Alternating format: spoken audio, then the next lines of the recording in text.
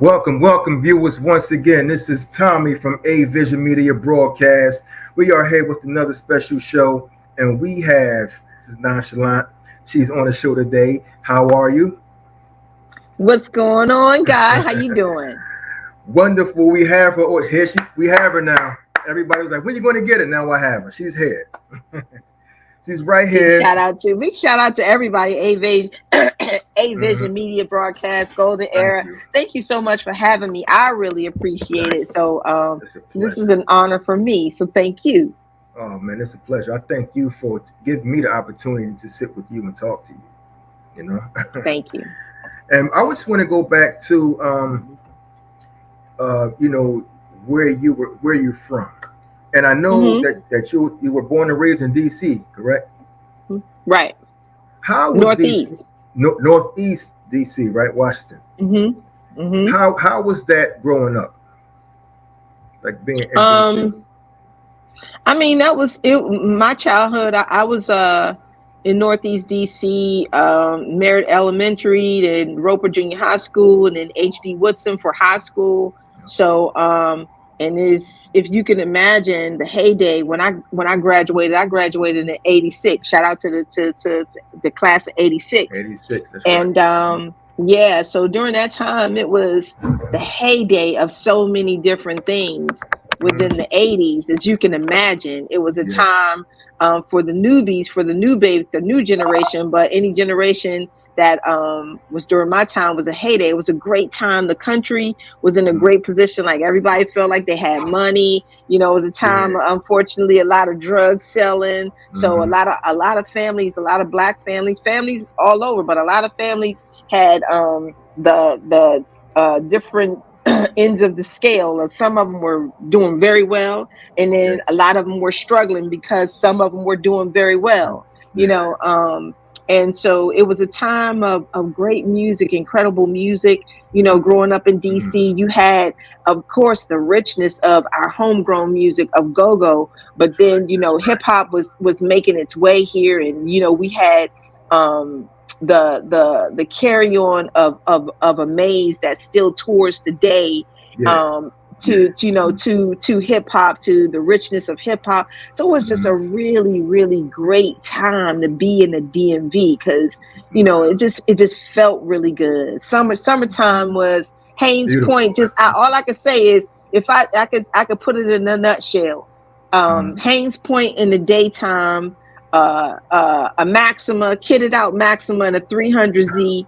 And Wow. if you Okay. if you was Okay. really doing it, a 190 Yeah. Mercedes. 190. And Okay. then the 190 Mercedes, hmm definitely, the Maxima had to kit it up. It was kitted up with the BBS Wow. mesh.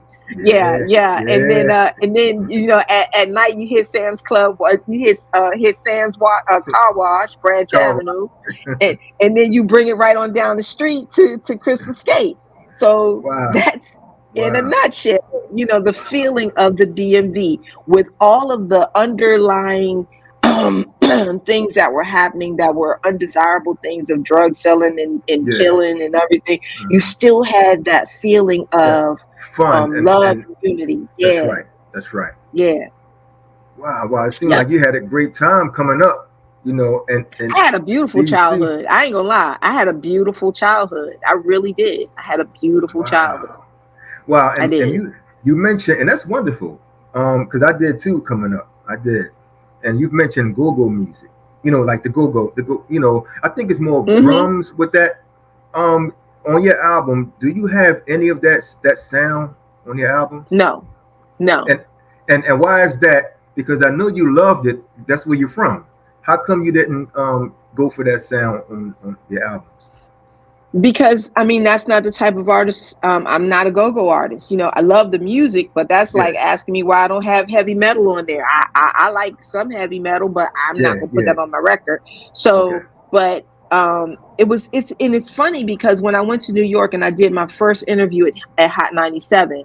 hmm And I don't like all heavy metal music. I just pick heavy metal because it popped in my head. But anyway, Yeah, yeah. It's but all good. when I went to Hot 97, that was the question. When they found out where I was from, they No, were like, yeah. "Oh, okay, you got go on your album," and I was like, "No, it's just all hip hop." And they were like, kind of like the dog, like, oh, okay. So wait a minute. Let me see. You said DC, right? I said, yeah, but Yeah, it's they go, had to go, check go. again. Yeah, they had to check Right, again. right. Yeah. Right. So, it's expected, and to a certain extent it's still expected, Uh-huh. but that's just, I love go-go, but that's not where my heart was, Yeah. in my creativity. That's not where my heart was. Wow. Hmm. Okay. Well, that's good. That's fine. And also, who were some of your biggest influences, like coming up in the music industry, coming up around that time? In the music, in I was listening to, the irony of it, I wasn't listening to a lot of hip hop, but Okay. what changed it for me was, The Adventures of Slick Rick. I love that Every album oh right there. man, yes, Yeah, yes. I that album right there changed everything, because I was listening to a little bit of everything when I was Hmm. growing up. I listened to a lot of jazz when I was growing up. Hmm. I listened to the normal things, New Edition, and everybody, but I really Okay. loved, a lot of jazz. My favorite artist growing up was Phyllis Hyman. That was my Wow, favorite. I love Yeah, her. Yeah, yeah, yeah. Phyllis Hyman was my all-time yeah. favorite Uh-huh. singer. So it was different, but when I heard The Adventures of Slick Rick, that changed everything for me It, as far as how I looked at the yeah. MC, Okay, because okay. of everything that his record embodied. You know what I mean? It was everything on that record, That's along with right. a dope Oh MC. man, it kind of done something to you, Yeah, right? Because he's a great yeah, storyteller. So Slick Rick, oh man, yeah, that yeah. was the one right there. So that was one of the main influences that I had, that really made me look at hip hop differently. I mean, I Okay. already respected the art, the lyricism, the Yeah, artists and the whole yeah, culture.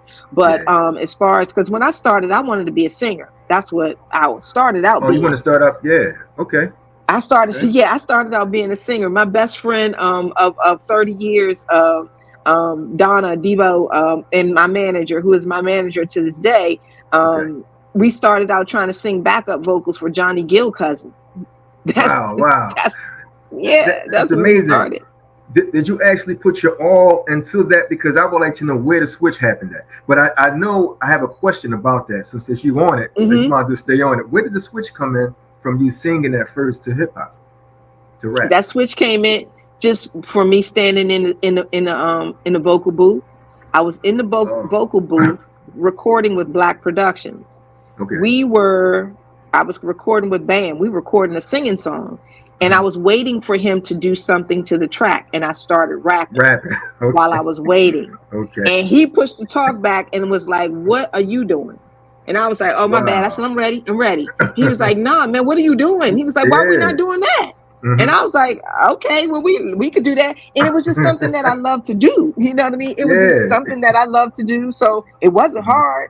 And that's where the switch came. That's where the switch came. We went from, putting a record together to putting To, the record together that got me my deal. The mhm. song called "The Flow" that nobody has ever heard, Oh man, yeah, I would love to except the hear that. label.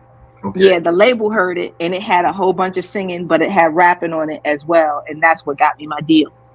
Wow, the rapping did it. Wow. Hmm. Now see, Yep. that's wonderful right there. Now, do you also are you thinking about going back singing just a little, like just put something together or no? I probably would never do like an all singing, but definitely all of my. I can't see me doing any music without having Music. some form of melodies in it. Yeah, a lot of. Okay. I mean, I don't know any artist that doesn't have a whole catalog of music that nobody will ever hear. Here. I've recorded, I don't know, maybe 150, 200 songs that, and probably Wow. nobody will ever hear at least maybe 150 of them. Wow. But, when I do drop something, new, I'm sure that some melodies will be in it because it's just in me. Okay. Yeah. It's so it will Yep. never leave. It's in you. So whenever you're ready to launch it out, you will definitely do it. So it's no problem. Yeah. Whenever you're Yep. ready. Yep. And Whenever you're I'm ready. that's right. So it's in you. So it'll come out soon. Hmm. And you're not only an MC, a singer, songwriter, producer, engineer, DJ. You wear a lot of hats. That's number one. Also, the owner of is it A Rock or ARLC Entertainment? How do you see that? Aralek. Aralek. So Allen. that's Clara. Entertainment. Yeah, that's Clara. Actually, Clara backwards. That's my mom's name, Oh Clara. wow. Okay, Clara. So that's my mom's name backwards. And I mean, Oh, that's for dope. obvious reasons, my mom is an inspiration to me for so many reasons. For the obvious reasons, Okay. that a mother would be, but she's an incredible human. You know what I Hmm. mean? Outside of being my mom, my mother is an incredible human, Yeah. and an asset to the planet. I feel like, Yeah. I don't know anybody that's ever met my mom that wouldn't agree with me Hmm. in every way, because she is one of the people, one of the angels walking around here on the earth. So I thank God for blessing me with her, and I'm not just saying that because she's my mom, because everybody's not, but I really feel like that in my soul, that she Yeah. is truly an inspiration. So that's my mom's name backwards. That's where it came from. Wow, that's dope. That's dope. So she was always involved in everything you did, correct? Basically. Yeah, my mom bought me my first instrument, for music. She bought me my first keyboard, my first everything. Yeah, my Wow. mom very supportive of me, um, from day one with my music. Yeah. Wow. That's wonderful. That's wonderful. And out of all of the, like being an MC, a singer, a songwriter, hmm producer, engineer, DJ, which one of hmm these professions do you spend the most time in, like doing? Um, definitely. Right now, I mean,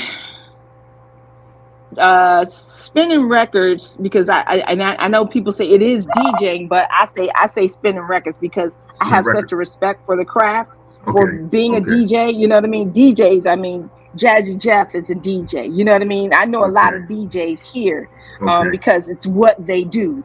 Hmm. But I'm spinning records and I'm learning the craft. So I would say, out of the MC part, the DJ part, right now I'm kind of really trying to hone in on the part of giving, Okay. the nonchalant, that's the giving person, the Okay. giving artist. And I'm doing that through something called record pool mixes, Hmm. RPM. And I figured out a way for me to be impactful in people's lives, artists' lives from the DMV, by Hmm. throwing back to the original record pool. You know what Hmm. the old record pools where The DJs old, come and yeah. get their record. That's Right, right. right. That's right. So I'm doing it in the 2023, and bringing DJs together, and DMV artists. All they have to do is send their music, and the DJs will play it. It's no judgments. It's no paying to get your record played. It's nothing. It's just come, and you have a room full of creatives, and you have a plethora of impactful DJs to just Hmm. spin and hear your music. And the great thing about that is it brings the DMV together as artists, and they support each other, you know? Wow. So it's yeah. So right now I'm on the giving part of Nonchalant. The artist part is never going to go away. I just dropped a record not too long ago. That part is never going to go away, but the giving part, I'm on it right now. And so you're a big giver. You know. I try to be. Wow. That's good. That's wonderful. I try. And I you try. I men- try. you mentioned DJ. I don't know if you were saying the word DJ, but you said the craft. Like you love the craft of it. So if you hmm mention DJ, I mean, is that like something too light for you to say? Like when you mention craft, that means you're going all in. Like it's more deeper than being a DJ, basically. Yeah, I mean, really, when you actually do stand up and try to play records and really try to move the temperament, the Yeah, emotions of a room, that is a craft. That's a real you're craft. right. Now there are Yeah, people, yeah, you're and right. it's a lot of work. It's a Hmm. lot of work to DJ a party for 4 or 5 hours to try to, you know what I mean, create an atmosphere. Wow. And when Yeah, you see them yeah, veering off to the left and sitting down, now you got to figure out how to get them back up and get them back to the place where you want them to do. yeah. I can tell. Yeah, That's that's hard. You're Yeah, right. Hmm. that's very hard. And then Hmm. on top of that, having people to request records and so forth and so on, that's Hmm. an art to be able to do that. Yeah. So that's and without ever saying anything. I'm the type of DJ that I talk a lot. Like I talk, I'm hosting, I'm doing all of that while I'm doing, playing the records. Mm-hmm. Some people would say that's harder. Some people would say, I would sometimes say it's harder not to open your mouth and do everything with the records. That's right. Sometimes that's harder because you can think of what to say just like that. You know what I mean? But to actually have to think of the record, find it, blend it, it's a lot. That's I an think, art. I always thought it was easy, but I'm only saying that because when I look at it, it looks easy. You mix it, but I know when you got to mix, get a record. You got. I see them doing this, touching buttons. It seems like it's a lot to do. And it's easy. It's like some people think it is easy to throw on all of the hits. You know what I mean? The no-brainers. Like at a party with a bunch of women, a bunch of us together. You're going to throw on a certain Beyonce record, and everybody going to go. You know what I mean? That's easy. Yeah, that's easy. But then when you want to go slide out of the box, and it's the DJ that make you go, oh, that's right. That's right. Completely forgot. That's right. That's right. That's right. That's an art. That's an art. And then the DJ to be able to take a record that's 75 BPMs and mix it with a record that's 122 BPMs because they are saying the same thing, but that's an art. You can't. That's an art. So a lot of people take it for granted. A lot of people woke up in the last 2 years because of Serato and called themselves DJs. They walking around and they just one record to the next. No, you playing records. There's an art to DJing. That's why it's a part of one of the elements. That's why it's an element of hip hop because it is a craft. Right. It's an instrument. Right. And everyone that I've talked to started off being a DJ. Well, a DJ, DJing parties. So it goes way back with a lot of MCs. It does. It was the DJ. It was the DJ really that everybody was looking to for hip hop when it first started. You was waiting for the DJ to play wherever. That's right. That's what started hip hop. So without that element, I dare to say, where would we be? You know what I mean? Without the element of DJ. Yeah. DJ. Are you still doing anything now as far as DJing? Like, are you still like doing parties and stuff like that? Oh yeah, absolutely. In the line of giving, like unfortunately I missed it this year. The last two, I would have been the third year in a row that I was the MC and host for the national walk on for epilepsy on the mall. We did it on the mall this would have been the fourth year. We did it on the mall, and then the last 2 years we were virtual. But this year was going to be the first year that we were back in person, and I was the DJ as well as the MC. But unfortunately, I was stuck in Paris. I missed my flight. Wow. This was Saturday before last. So in the line of me giving, because epilepsy is very, very personal for me because I lost my nephew Chris to epilepsy. My cousin epilepsy. Yeah, he's same way. Oh, okay. So I spend for that. I spend for parties all the time, private parties, National Black Women, of Coalition of Black Women, all sorts of things. So I am spinning. But I'm also an MC as well. I just did the Kennedy Center, as well as I just did the Whammies here in DC. So I'm still doing my thing. Still rocking and rolling. You still staying busy, rocking and rolling. Yes. Still shutting it down. You know they just had the 50 years of hip hop on BET. I think it was the BET Awards. They had everybody. I didn't see you there or on stage. How did that make you feel, or did you feel any type of way that you weren't attending to that event? How did that make you feel? I didn't, because my place in hip hop, the record has been solidified amongst my peers so many times with me personally. They have personally told me what I mean to hip hop and what the record means to hip hop and my contributions. I didn't feel bad about that at all because there are a lot of people that didn't. It's 50 years old, and we've had so many that have contributed to it. You had artists on there with just one of the artists, and they're in the group because they can't fit everybody in. So if I don't have the continued support from my peers and fellow creatives. If I didn't have that support, then I might feel some type of way. But I know I have their love, Okay. Yeah. support, and respect. Yeah. Okay. Well, that's good. That's good that you kind of, Yeah. you was cool about it because of the support you Yeah, had. yeah, yeah, That's yeah, cool. yeah, yeah. I mean, God has blessed me, so that one day, I'm already solidified. He already blessed me and continues to bless me, so I'm good. That's right. That's right. You look at it as that, just like that. You Yeah, know. but And they don't need to don't do that again. Though, invite me the next time. that's right.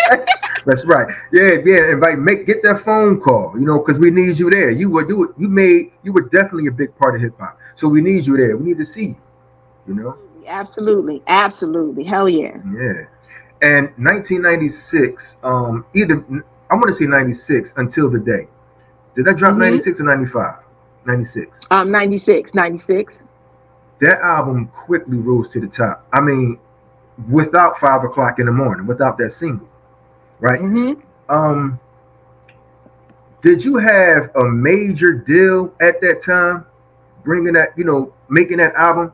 Were you like the first female hip hop MC with a major deal at that time, making Yeah. that album? Hmm. Yes. So, yes, during that time, I was signed to MCA Universal.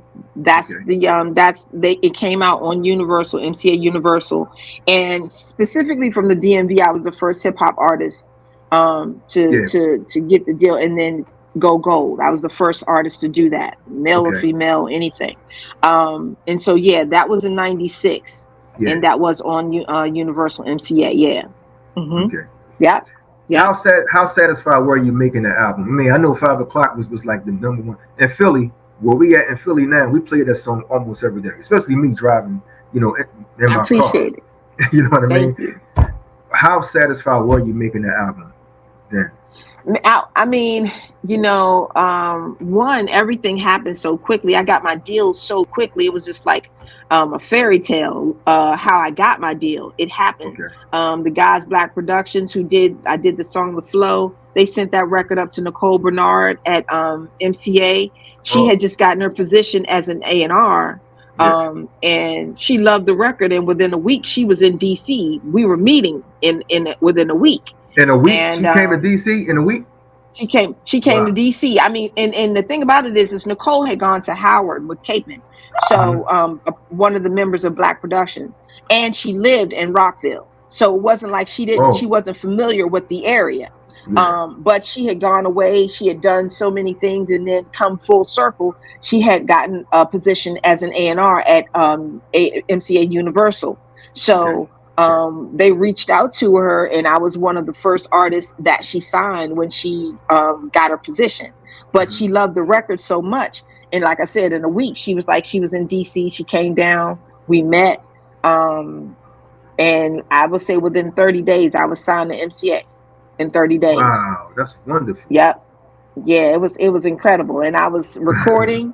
We did during this time, I had already met Chucky Thompson. Chucky was already a good friend of mine. Okay, He Chucky. had veered off, yep, on his own path with Bad Hmm. Boy. He had begun his road with Bad Hmm. Boy. So we linked back up, and that's how he was able to do the title track from the album Until the Day, as well as one of the other ones on the album. And so it was kind of like, everything just came full circle. Everything just, came full circle. So It yeah. was it done like real fast? You like, wow, all it was too quick for you. Everything was done fast. It was I think, what, it probably felt fast because everything Yeah. it was so overwhelming, and everything was Okay. happening. And when you have a machine behind you like a Universal, the Yeah. money is flowing. So Okay. nothing, you don't have Okay. nothing is holding you up. As much studio time as you need to get it done. So it felt fast to me because, Hmm. everything was happening. And it didn't take long to do the record. Like, the record was done, maybe I would Hmm. say maybe 3-4 months. The record was done. We were in, mixing and Wow. mastering, preparing. So the record got started in '95, dropped in '96, and it was a go. Wow, that's dope. That's dope. At 5 o'clock in the Hmm. morning, at the end of your video, 5 o'clock in the morning, it made a lot of people cry. That's because it's sad. at the end is sad. Yeah, yeah. Did you experience or did you see anything like that where you from, like someone getting hurt or shot? Like, did you witness something like that? And what moves you to make that song? So the irony, I'm gonna tell you the irony of that song. So in the video, Jay, the young man that plays Jay, Okay. and I'm calling him Jay. Jay, that's my Okay. real nephew. That's my Oh. blood. That is Okay. my brother's son. Wow. That's Okay. his name is Jay for real Mhm. in real life. Okay. So come full circle now. During that time, I had to be at work.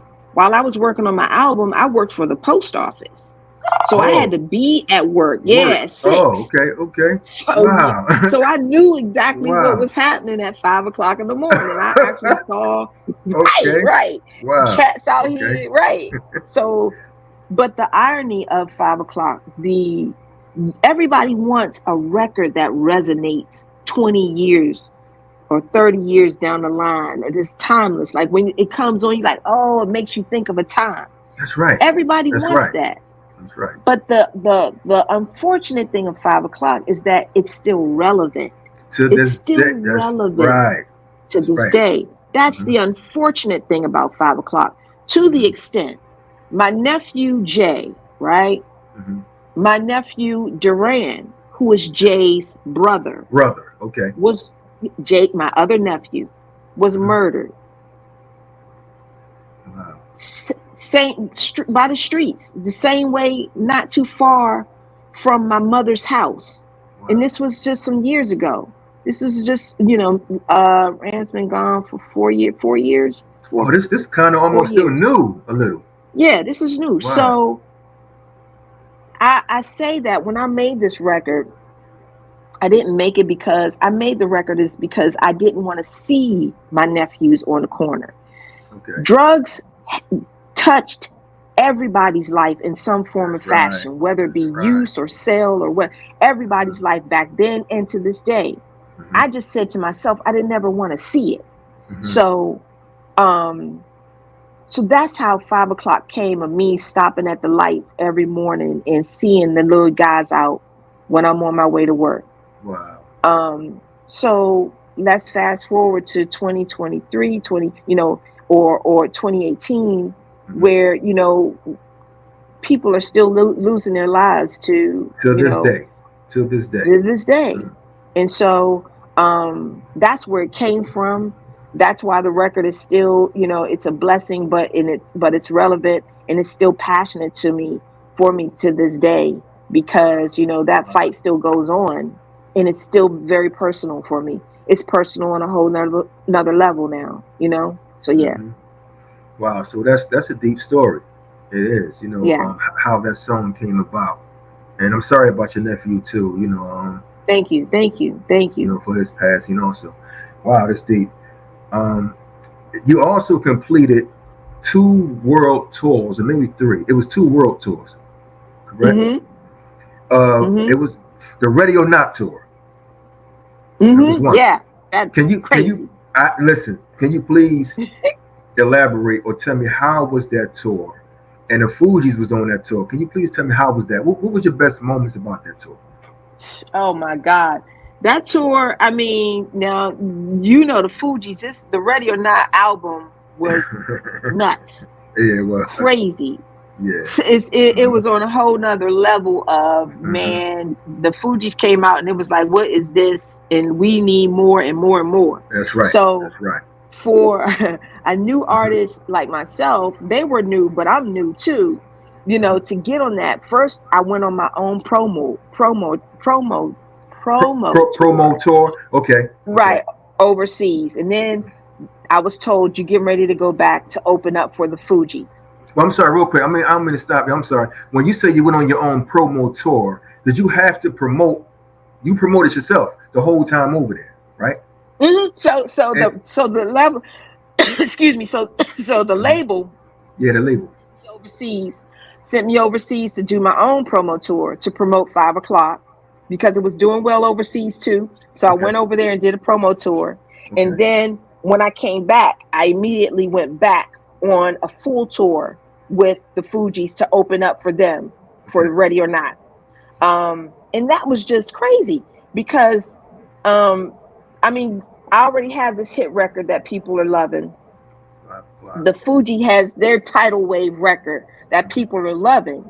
So it's not hard work with the fans. The fans are there. They're waiting. You know what I mean? And it's an artist's dream, you know, for your music to precede you. I don't have to come out and convince you to love me. You already love me before I even get there. Before you even get there. That's right. Before I even get there. And then to tour with them, it was just a whole lot of love and support. The crazy thing on that tour is that while we were there, I'll tell you, okay, I'll backtrack real quick. Okay. When I first got over there, my first stop was Amsterdam. That was the first stop. And I'm walking down the street. We land, take our stuff at the hotel, and we're just walking. And walking down the street, and this guy's leaning in the doorway, just leaning in the doorway, smoking a cigarette. And I walk by him, he says, "Nonchalant." Just like that? He knew exactly who you were? Like I was walking in Northwest or someplace. I'm in Amsterdam. I done flew for how many hours, and I'm walking, and this man, it says Nonchalant, my name, like he know me. That right there, that blew your moment, mind. that's what blew your mind. What? That's right. I'm like, wait a minute. You know me? Yeah. Oh my God. Then in Amsterdam, the following day, I think we did radio or whatever. So now we're walking again, and we want to get we find about this tattoo shop. All the artists are talking about this tattoo shop. So we go. The tattoo shop is closed. It has a little chain saying it's closed. Okay. So the guy comes out, and Guru, young Guru. The DJ, Jay-Z Guru. Jay-Z, Guru is my DJ, my DJ first, my brother. Okay. So Ru said, we trying to get tattoos, right? Yeah. So the little guy comes out. I swear, these two little guys come out. They don't have no shirts on. They got Thug Life tattooed across their stomachs, right? Like it's amazing. They got Thug Life, and the one guy says, "Nonchalant." We open, right? Wow, again. And we go in and we get our tattoos, and it's those types of moments that every new artist, like, you can't explain it. So fast forward, we're on tour for a while. We're traveling the world. We're doing all the European countries, and it's the last date. Nas is actually coming on to finish out the tour. The finish. Okay. Yeah, to finish out the last leg of the Ready or Not tour, because I have to go now. I have to come back to the States for, I forgot what it was I had to come back for. So we're traveling, and our bus turns over. Our bus literally flips over. The driver is driving. He falls asleep at the wheel, and it flips over. Right. So we had injuries. One, the other driver, he cracked his ribs. So we had broken limbs. I wasn't didn't have any broken limbs, but people were bruised up. And the Fugees, they send their buses back. They send one of their buses back to pick us up. And we meet in Barcelona. Our last show is in Barcelona. And so we do that show. But in between them, we celebrated, because Clef's birthday is in October, so we celebrate our birthdays together.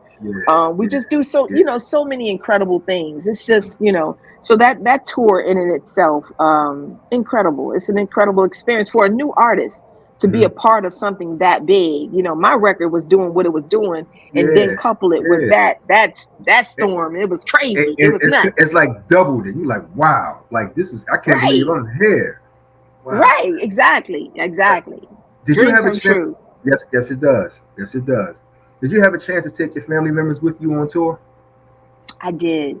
I flew my mom. I'm gonna tell you another funny story. So, I flew my mom in. My mom met me in she was in London with me, but I flew her into some places. Where did I fly her into? And the Loonies. The Loonies. I got 5 on it, right? I know. I interviewed one of them. Yeah. I got 5 on it. So their show was crazy, right? I know. When they did their show, they would bring this big giant spliff out, like a blunt, yeah. It was a big, huge blunt, right? It was like 4 feet big, right? Yeah. And so, and my mom, for my show, she would sit on the side of the stage. So they came to me and was like, "Nah, you know, your mom, we feel a certain kind of way, you know." So they went over to and was like, "Ma'am, you know, we getting ready to light this spliff up on the side of the stage." And she was like, "Baby, y'all do your show. You are out here enjoying your life. I'm just happy to see you enjoy your life. Just go out there and have a good time." And she didn't stop her. Not at all. You know, I mean, she just, you know, she feel like it's a blessing to see her child out here, and you know, you see them, and so that was a beautiful thing. But yeah, I flew it. Yep, she flew in, and she toured some of the European tour with me. So that was a blessing right there to be able. She was with me quite a few times, but yeah, she met me overseas and did some dates with me. So yeah, it was great. It's great. That's wonderful. I know you met a lot of people, you know, during your career. I know you have. In those years, I like the golden era, the '90s. That's the golden era. Was there anyone? And I'm gonna get to another song too. But was there anyone in the '90s that you would love to do it, that you wanted to do a song with, and you never got a chance to? That's a good question. I think it would have been dope to see this, especially during this time, to have done a song with like a Kim. You know what I mean? Wow. Because they had us on so many different ends of the spectrum. You know, Kim and Foxy were over here, and then you know, I think that would have been very dope because they put us in a box. They had females in such a box that Kim had to talk about this and I had to talk about this, or people, you know, MC. But we all are passionate. You know, just like I'm passionate about, you know, you know, positive, you know, trying to put something positive. I'm just as passionate about, you know, sex and everything else. You know, I'm a human. So it's the same thing with Kim. You know, Kim, it's not just because she over here was provocative at the time. She still wanted the same safe streets for herself as anybody else. So I think that would have been dope to put, you know, to have done a record with like a Kim or, you know, or Foxy during that time. Yeah, so that it would, you know, to really feel that, you know, we are one, we are humans, and we all want the same thing at the end of the day. You know, we are entertained by mostly the same thing, and we all want the same thing for our lives. That's right. Yeah. Absolutely. All right, so Kim and Foxy. Okay. That you would love to do a song with. And can you name me 3 albums from those times that you loved? 3 albums that you actually loved back then. Okay, so do they have to be hip hop? Because like I said, I was listening to a little bit of everything. So we know the Adventures of Slick Rick was pivotal. We know that. That's one. We could do. We know that. Okay, go ahead. No, go ahead. No, we could do 2 hip hops and 1 R&B album. Okay, all right. Okay, so Slick Rick. This one. Slick Rick. See, I'm gonna have to see. I gotta see during that time for me. Something else that had blown my mind was this album, Dave Grusin Mountain Dance. That's a jazz album, but that album, it had me. That album just had me. I couldn't get it out of my head. So I gotta say that because it's pivotal. So Slick Rick, Dave Grusin, and then Anita Baker. Anita Baker had me. Yeah, I mean, I don't know who didn't. I don't know. I don't know anybody that she didn't have. You know what I mean? Everybody was all wrapped up in Anita. So yeah. Okay, all right.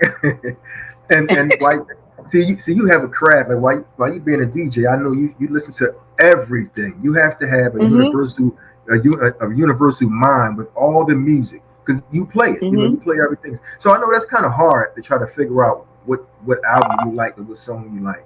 You know, because Yeah, of those yeah, yeah, reasons. Wow. Okay, yeah, that's yeah. dope. I don't. I want to ask you this because I don't know if the crowd really knows or the fans really knows about this. Can you tell me about RPM? Like what is the RPM? Yeah, so I would love to. Thank you for asking. So, RPM Record Pool Mixes is a throwback to the record pools that were of my time where the DJs actually came to a specific place to pick up their vinyl. So, yeah, so my record, 5 o'clock, was played at a record pool for the first time. DJs met, these tables of distinction. Shout out to tables of distinction. Shout out to all the record pools. This is Okay. where DJs came in the area, in a particular area, and they would come and the record labels Hmm. would bring the actual vinyl, the promo copies, and give it to the Oh. DJs. Oh. Okay. During that time, right. So during that time, you would have a DJ, they would be playing the music.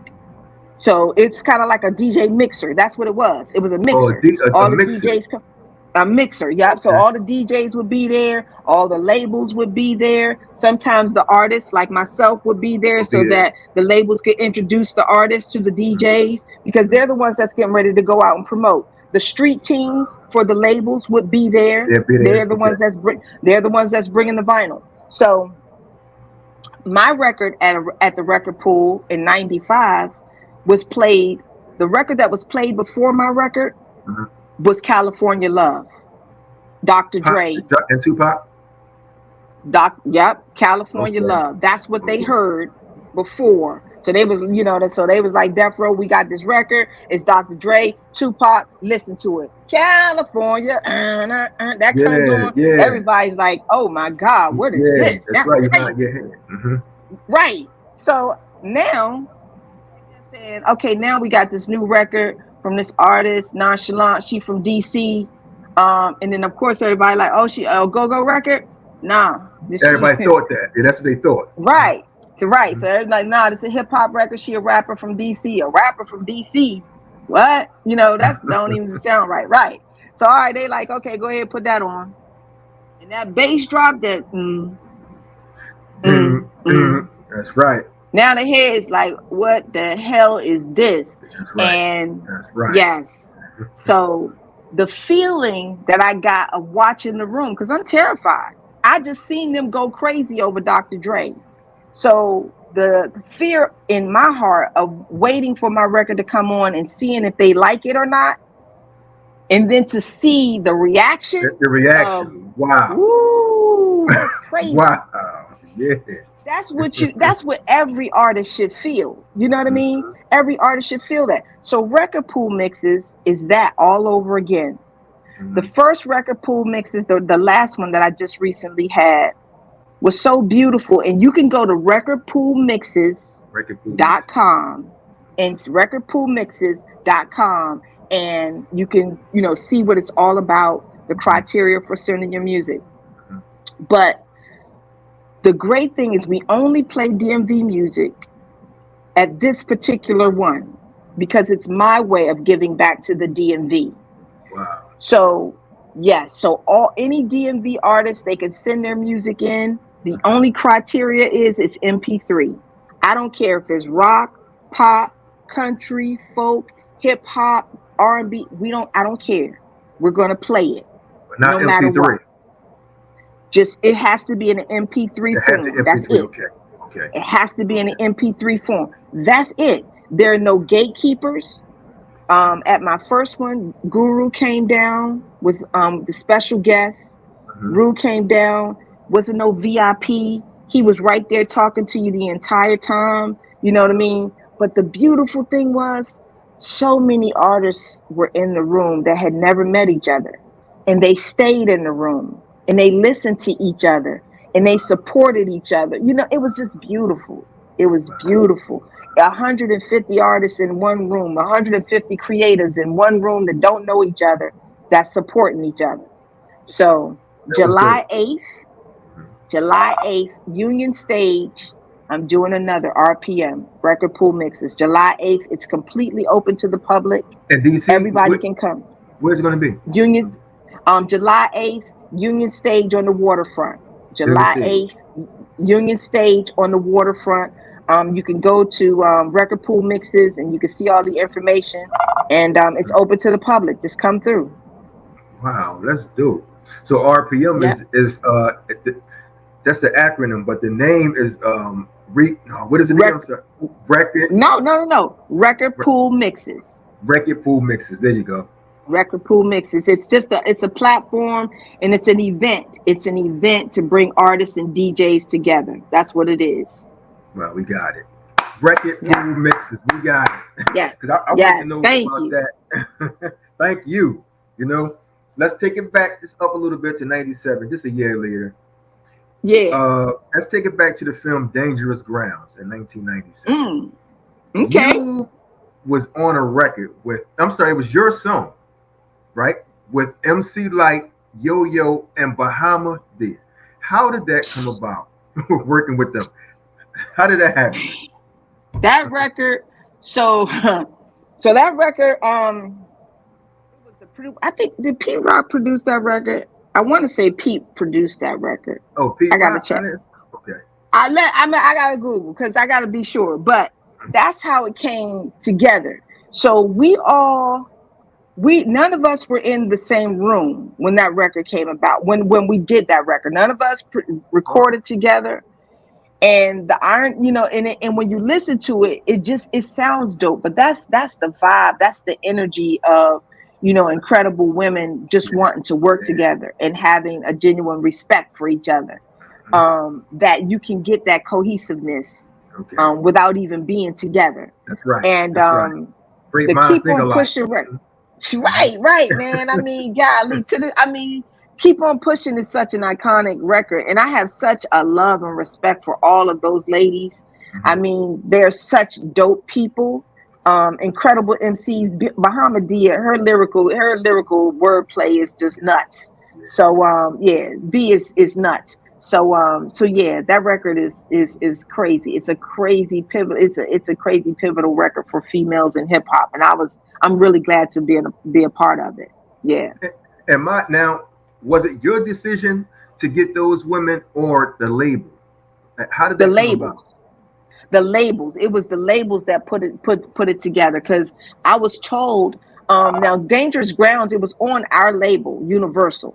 Okay. So they were creating the record, right? So they were creating the record. So when they were building the soundtrack, they picked us to be together. So yeah, so I was like, they was like, nah, we got this track. It's Dangerous Grounds, and we want you to get on it. This is who we want to get on. And I'm like, oh yeah, absolutely, let's do it. Yeah, it was on from there, right? Yeah, wow, absolutely. Wow, that was another big time for you too. And you're dope yourself, but just having other women on there that you love, that back then, everybody together like that was dope. Yeah, it was. It really was. So yeah, it's too bad we didn't get a chance to. It would have been great to do that together, but like I said, the kinship was there. Without even being in the room, the kinship was there. That's dope. And you also went on to become a celebrity radio host for WPGC in DC. Are you still doing that now?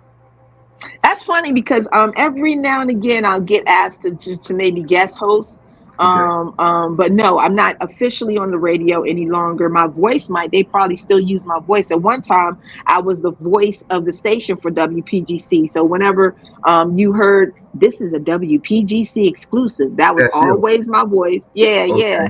And so from time to time, I do get asked to, it's very rare, but get asked to fill in or come through and, get on the mic and host or whatever, or fill in for somebody. But yeah, it's something that I love to do. I love radio. Now, when you were really like in it full time, or, just in it a lot, were you comfortable, or how comfortable were you talking to people that you never even seen? Sometimes they'll call the station. How comfortable were you talking to these people? It could be about something serious. Were you comfortable doing that at times? I was extremely comfortable. That's how I got the gig doing radio, is because I was working on my second album. Um, PGC was going through a transition in the middays. Okay. They were going through a transition. So they were having guest hosts come in, guest celebrity hosts come in. I think Maya might have come in, Genuine might have done a show. You know what I mean? They would have, celebrities like myself come in and sit with the board op and just host for the day. So I came in, it was my turn. I came in and I was on the radio. You know what I mean? What's up? It's your girl Nonchalant, WPGC 95.5. We about to get it. It was just natural for me. When they call in, what's up, no, what's up, baby? It was easy. Yeah. So Wow. they asked me to come back the next day. And I was like, okay, cool. So I'm doing my thing. And then I got the approach, like, are you interested in doing radio? Now, mind you, I'm in the middle of my second album. So I'm like, yeah, I would love to do it, but I'm still recording. Yeah. So I would go back to New York. I would be out in Long Island recording. I would come into the city in the morning and record a broadcast from the National Television and Radio Museum to PGC down here. And then I would go back and continue to record. And I did that for a long time. But radio is an animal in itself. Some things you can't do half and half. You have to be all in. And but I was really comfortable with it. So after middays, I left middays, went and did my second album. All of that was crazy. And then I was asked to come back in 6 to 10 with Flex. Okay. And again, it was comfortable. It was I have the natural. I don't mean to pat myself on the back, but but you do. It comes easy. Okay, yeah. Yeah, because I just love to do it. So I was super comfortable. You know what I mean? I was super comfortable, and again, having the blessing of a hit record and people already loving you, that always helps. You don't have to prove yourself. That's right. I think if I had to prove myself, it wouldn't have been hard because I love to do it. But I was blessed with people already loving me and like, yo, what's up, Non? So it was like people were calling into an old friend. You know what I mean? They were calling into somebody that they already love. You know what I mean? So it was like somebody that you already you knew for a long time. That makes it more comfortable. Yeah. Okay, yeah. Now, if I had to come and do radio in Philly, that might be a different animal because they'd be like, okay, who is this? We know Non, but I'm like, what you doing? You don't even sound like us. Who is this person? So, not to say I wouldn't get love because I got family. You will. You definitely will get love. Yeah. It still would be a proving ground. I have to prove myself. So yeah. Shout out to Philly anyway, because I work with the Roots. Philly. I got the Take It There remix with the Roots. So absolutely. Yeah, absolutely. Are you coming to the Roots picnic? You think you're gonna make it up here? Man, I need to come to the Roots picnic. Man, I need to get invited to the Roots picnic. What's up? Let me get on the Roots picnic. All you gotta do is make a phone call. You there. You that's nothing. Yeah. I have to come up to the Roots picnic this year though. I do. I really do. The last couple of years, I don't know. I've been someplace doing something because I've been wanting to come, but I haven't been home to do it. But hopefully this year my schedule will allow me to come through and enjoy it like everybody else. Well, I hope so. I hope to see you with Philly one day. I really do. Yeah. And I know 5 o'clock in the morning. I just want to get through this. Have you ever been called a one-hit wonder? And if so, how did you handle that? I handled it by saying, one, I pray anybody that has a creative bone in their body gets the one hit that I've had. That this one song, and it's not really, I mean, in the big spectrum, people would say I'm a one-hit wonder. But I've had more than one song. But I pray that anybody would have a hit like this. To be talking to people 30 years after your one hit, that means that hit is hitting you over and over and over again. So I just say, thank God for this one, because a lot of people that are creative don't get one. That's right. They don't get it. Yeah. And they don't get it. A person will wish they had a hit. Because that one song took you a long way and it's still taking you places. I'm still riding that same wave. That's right. That's right. And you're always expanding your brand. And you went on to produce a record like commercials for large corporations and things like that too, and Giant Foods and Walmart. How did all of that come about? Doing that. From radio, Okay. from doing voiceovers at radio. That's the beauty of that's one reason why I really appreciated radio, because when you're on air, they ask you to do commercials. And so I learned how to voice, commercials and things like that. So when I left, I took my voice with me. It's not like I left it there. So I ventured out and started doing voice work for different companies. So people might have heard me, didn't even know they was hearing me. You know what I mean? And it's all about expanding your brand and Right. really honing in, because nowadays you got to have 5 irons in the pot for, in the fire for one of them to be working. That's right. And so I was blessed to learn how to do voice work. Well, that's too. It was wonderful for you being here. I just have two more questions. Viewers, Yeah, I can't, yeah, I can't hold it too long. She wear a lot of hats. She's very busy. Yeah. The one thing that I would like to know is that what is something that people will be surprised to know about you? Something people would be surprised to know. About Nonchalant. Yes. That, let me see. Okay, let me think about that one. What's the next question? Let me think about that, because I can't look. I'm like, okay, I want to answer, but I don't want to embarrass myself. Yeah, yeah. You want to think about that one for a minute, huh? Yeah, let me think about that one. Hold on. All right. So what is your take on today's music? Rap music. I say rap. I don't say hip hop. How do you feel about today's music? Um, I think like any time in music or hip hop or whatever, it's gonna be music that some people like, some people don't like. The great thing is you have the ability to turn stuff on and off. Everything isn't for me that I hear today, but everything ain't never been for me that I hear. Um, I do believe that uh, rap music and hip hop music has more power than it's ever had.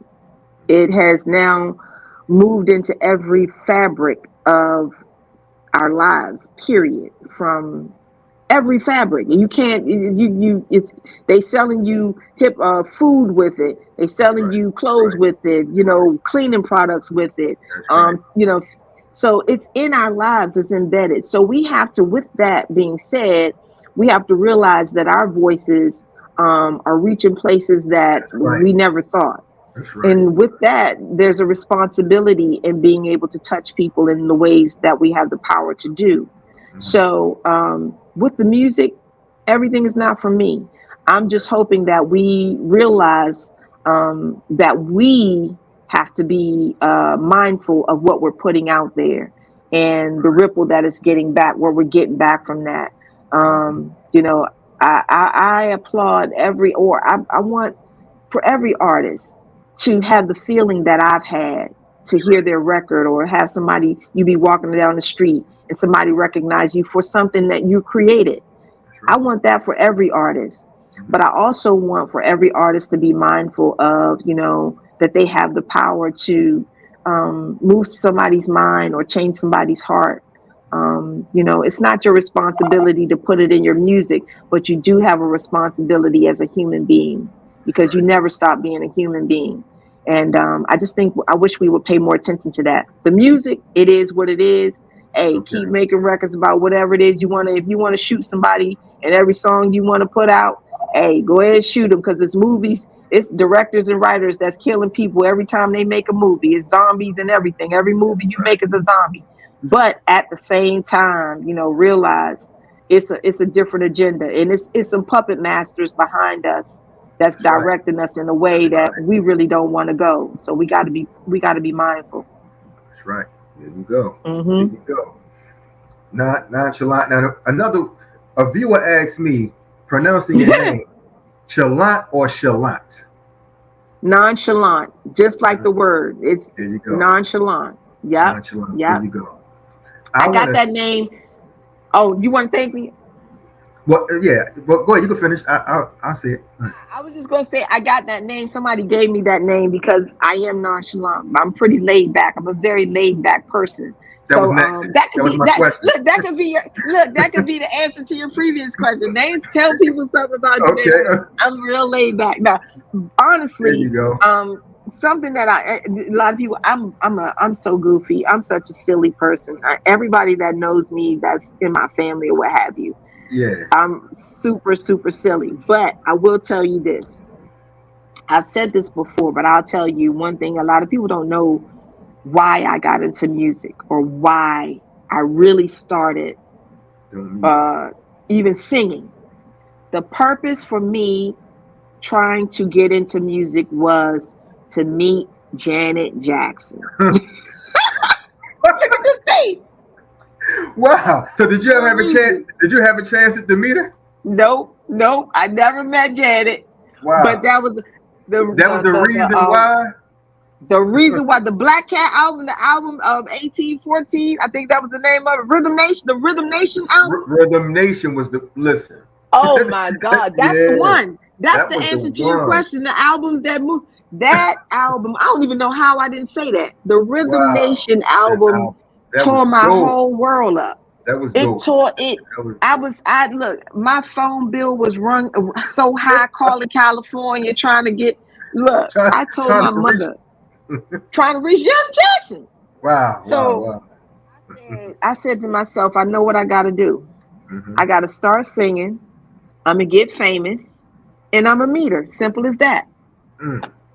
It might Yeah, come. that's It it. might come. Yeah. You might meet her one day. I'm telling you. Hey, look, yeah, maybe. Because when you speak, it goes out there. You know, Mm-hmm, mm-hmm. you might meet her. I hope you do. I hope you meet her. I hope I see you with a picture one day on Instagram. You know, doing it. You know, Right, I me, hope you me and meet. Janet, Rhythm Nation. Look, That's Rhythm right. Nation. Rhythm Nation. Yeah, the album was dope. And Nonchalant, I want to thank you. Listen, this was fun. I said I wasn't going to keep you long, but it went over. But I thank you so much for this opportunity. One of my favorite female MCs. Thank you. MCs, Thank you. period. I love your Thank music. you. Love the album. I love your songs. I still go on YouTube, check you out every now and then. I do. I'm going to thank you for Thank that. you. Okay. Thank you so much, A Vision Media, for just having me. I really, really You're appreciate it. welcome. Thank you so much. And this the continued support, a love and blessings on all that you all do. Thank you. I will. And I thank you so much for your contribution in hip hop and everything that you do. Thank you. Thank you, King. I appreciate you.